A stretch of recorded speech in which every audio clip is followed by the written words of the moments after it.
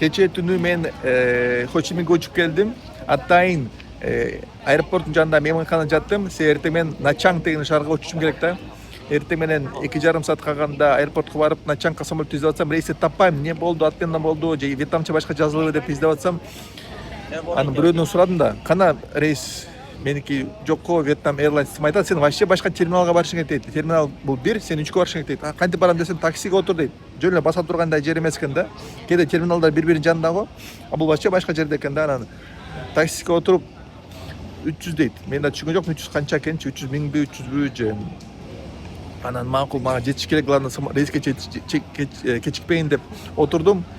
Чочуп аттым да, 300 деген мен балки 500 сурайбы, канча болот депчи. Анан мени терминалга жеткизди, 3-үнчү терминалга. Менен 250 миң алды. 300 ордуначы. 300 миңдин ордуна.